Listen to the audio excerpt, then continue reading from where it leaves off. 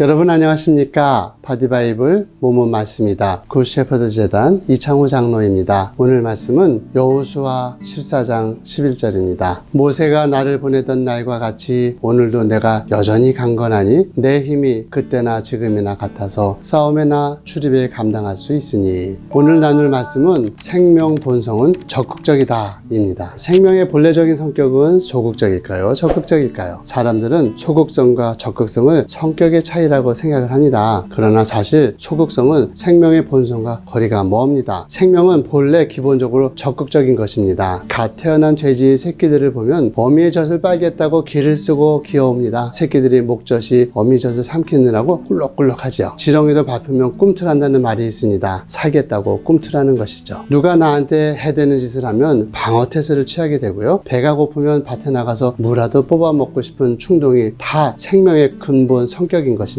살아있는 것들의 바탕이 살겠다는 적극성입니다. 사회철학자 에리티 프롬은 사람들의 소극성을 성격의 범주에 넣지 않고 병이라고 하였습니다. 그러면서 소극성이 병인 이유를 재미있는 비유를 통해서 설명해 주었는데요. 눈이 내리는 어느 추운 겨울밤에 한 사람이 따뜻한 방에 있는데 전화가 옵니다. 전화 속에서 누군가가 다급하게 말을 전해줍니다. 지금 당신을 죽이려고 누가 칼을 들고 당신에게 다가가고 있습니다. 빨리 집에서 피하세요. 거기에서 당장 나오세요. 그러자 소식을 접한 그 방에 있던 사람의 반응이 황당하게 나타납니다. 한마디로 집 밖으로 나가기가 귀찮은 거죠. 밖에는 눈도 오고 있고 춥기 때문에 지금 있는 이 방 안이 따뜻하기 때문에 나가지 않는 것입니다. 에리티 프롬은 소극성을 이와 같은 정신적인 병리 현상, 자기를 파괴하는 독이라고 하였습니다. 아담을 한번 생각해 보시기 바랍니다. 타락 이전에 아담은 하나님과 함께 에덴을 거닐었습니다. 하나님과 마주보고 대화하고 교제를 나눴습니다. 하나님께서 동물을 데리고 오시면 아담이 창조적인 사고를 해서 동물의 이름을 지어 주었습니다. 타락 이전의 인간 원형은 적극적이었습니다. 하나님께서 아담을 지으시고 인류 최초로 내리셨던 명령이 생육하고 번성하라, 땅에 충만하라, 정복하라, 다스려라. 한마디로 적극적으로 살아가라고 명령을 하셨기 때문입니다. 적극적으로 살라는 하나님의 명령이 아담의 생명 본질, 생명 본능이 되었다는 것입니다. 그랬던 아담이 죄를 짓고 나서 어떻게 되었습니까? 소극적으로 바뀌어버렸습니다. 수치를 느끼게 되었던 것이죠. 하나님의 낯을 피해 숨는 사람이 되었습니다. 선악을 알게 하는 열매를 먹었느냐? 하나님이 물으셨을 때 본래의 아담이라면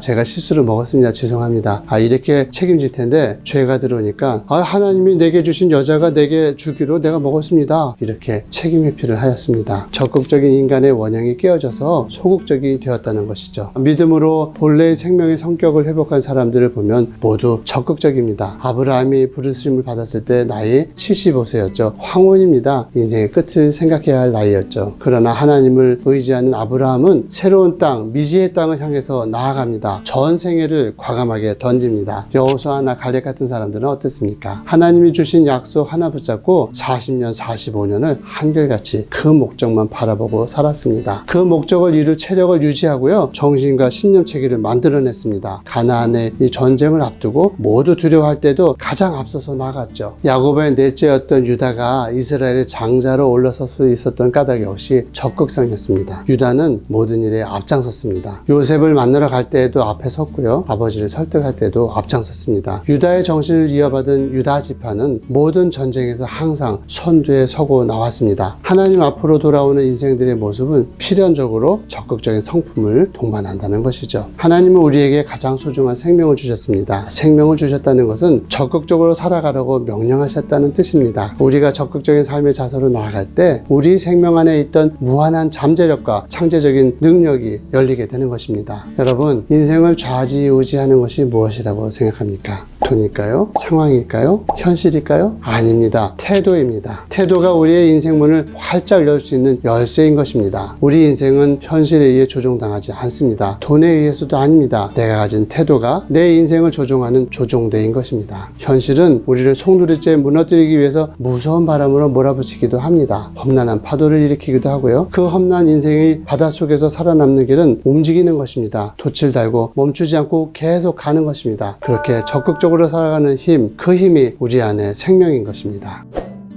이상으로 선한 목자를 따르고 싶은 이창호 장로였습니다. 오늘 하루 소극성에 병들지 마시고 적극적으로 살아보시기 바랍니다.